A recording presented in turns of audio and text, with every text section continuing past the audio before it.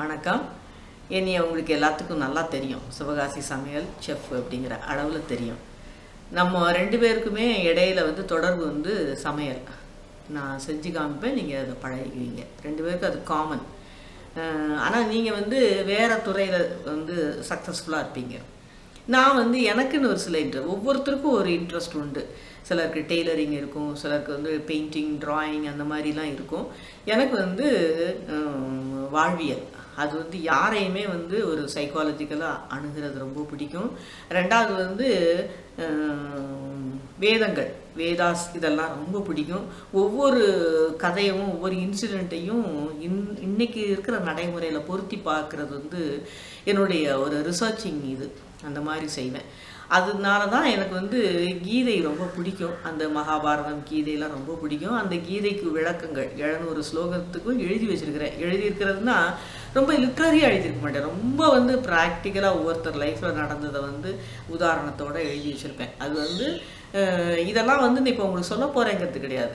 எனக்கு உங்கள் கூட நான் தெரிஞ்சதை சில தகவல்கள், பஞ்சதந்திரா கதை, நான் ரசித்தது, பல புராணங்கள், இதெல்லாம் நான் என் ஃப்ரெண்ட்ஸு, என்னுடைய பிள்ளைங்க, என் வீட்டுக்காரவங்கள்ட்ட நான் ஷேர் பண்ணிக்குவேன்.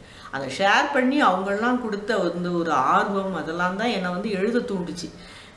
எழுதி அதை இப்போ வச்சுருக்கிறேன். இப்போ எனக்கு நீங்கள் ஒவ்வொருத்தரும் கமெண்ட் கொடுக்குறீங்க. கமெண்ட்டில் சிலர் என்ன சொல்லியிருக்கிறாங்க, என்னுடைய ஃபேமிலி லைஃப் இந்த சமையல் செஞ்சதுனால ரொம்ப நல்லா இருக்குது, என் வீட்டுக்காரர் அவ்வளோ பாராட்டினாரு அப்படின்னு சொல்லும்போது எனக்கு மனசு ரொம்ப நிறைவாக இருக்கும். பிள்ளைங்க கரெக்டான வகையில் நம்ம சமையல் அவங்கள கைட் பண்ணுது, ஹெல்ப் பண்ணுது அப்படின்னு நான் ரொம்ப சந்தோஷப்பட்டிருக்கேன்.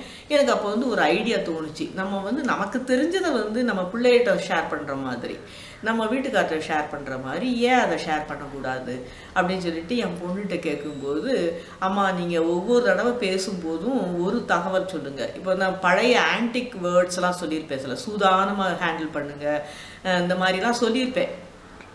அந்த அந்த கன்சம் காணாது அப்படின்னு சொல்லும்போது தான் இதெல்லாம் அவள் கொஞ்சம் சொல்லுவாள், மோட்டிவேட் பண்ணுவாள். என்னை அடுத்த தடவை இந்த மாதிரி வார்த்தையெல்லாம் சொல்லுங்கம்மா அப்படின்னு சொல்லுவாள். அது சொல்லும்போது அந்த ஒவ்வொரு தடவை சமையல் பண்ணும்போதும் சில தகவல்களாக சொல்லுவேன் நான். அப்போ எனக்கு நான் ஒரு சிவகாசி ஊரை பற்றின அந்த ஊர் தொழில் சம்மந்தமான ஊராக எப்படி மாறுச்சு அப்படிங்கிறது ஒரு கட்டுரை எழுதியிருந்தேன். அந்த கட்டுரை சிவகாசியில் ஒரு காம்படிஷன் வச்சுருந்தபோது அதை சப்மிட் பண்ணியிருந்தோம். அதை சப்மிட் பண்ணி எல்லாராலையும் அது பாராட்டப்பட்டுச்சு.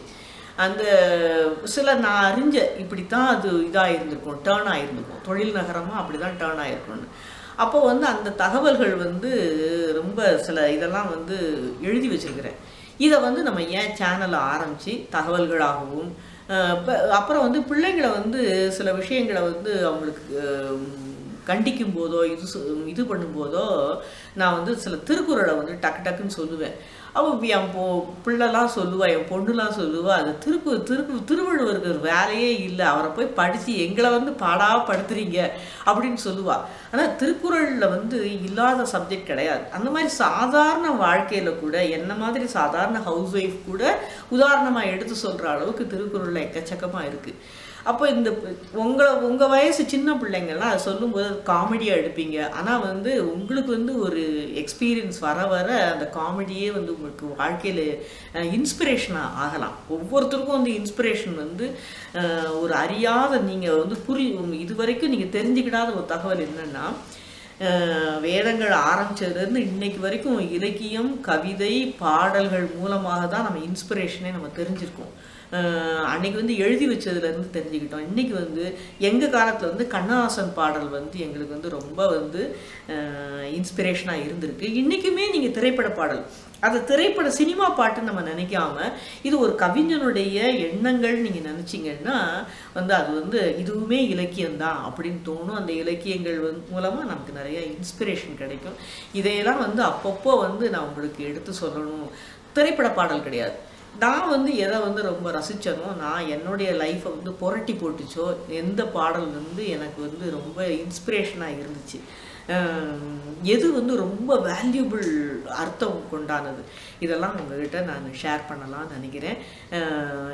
இதுலேயுமே வள்ளுவர் ஒன்று சொல்லியிருக்காரு, எனைத்தானும் நல்லவை கேட்க அனைத்தானும் ஆன்ற பெருமை தரும்னு ஒரு குறளில் சொல்லியிருக்காரு. அதாவது பெரியவங்க வந்து சொல்கிறத, பெரியவங்கன்னு இல்லை, நல்லது வந்து யார் சொல்லும்போதும் அது சின்ன அளவில் இருந்தால் கூட நீங்கள் கேட்டு அதுபடி நடந்தீங்கன்னா அது அந்த அளவில் அந்த இது எவ்வளவு வலிமையானதோ அந்த அளவுக்கு உங்களுக்கு பெருமையை கொடுக்கும்.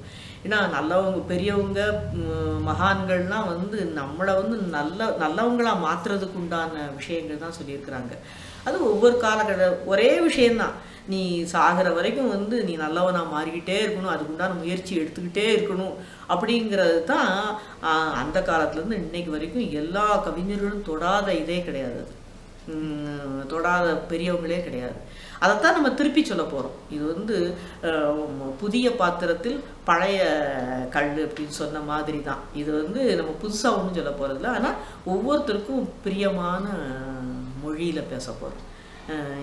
இது வந்து உங்களுக்கு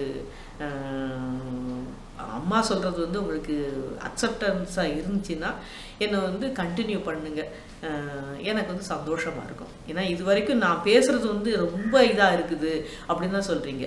அம்மா உங்களுக்கு தலை பின்னும்போது நிறைய பேசுவாங்க, தலை பின்னும் இப்படி இருக்கணும் இப்படி இருக்கணும், மிஸ்ஸு சொன்னால் கேட்கணும் அப்படின்னு சொல்லிக்கிட்டே தான் தலை பின்னுவாங்க. ட்ரெஸ் பண்ணி விடும்போது பசங்களுக்கு இதெல்லாம் நம்ம ஏற்கனவே அம்மா பேசுனது தான். இன்றைக்கி வந்து நம்ம உட்காந்து சேனல் வழியாக பார்க்கும்போது ரொம்ப தூரத்தில், அம்மா விட்டு ரொம்ப தூரத்தில் இருக்கிற பிள்ளைங்க வந்து இது அம்மா பக்கத்தில் உட்காந்து சொல்கிற மாதிரி இருக்கும். ஆனால் நல்லது சொல்லும்போது யார் சொன்னாலும் கேட்குற மனப்பான்மை எல்லாருக்குள்ளேயும் உண்டு. அதை நீங்கள் வெளியே கொண்டு வரும்போது ரொம்ப வந்து உங்கள் வாழ்க்கையில் வந்து அது ஊன்றுகோலாக இருக்கும். அதுக்கும் ஒரு திருக்குறள் இருக்குது, அது அடுத்த இதில் நான் சொல்கிறேன். நன்றி.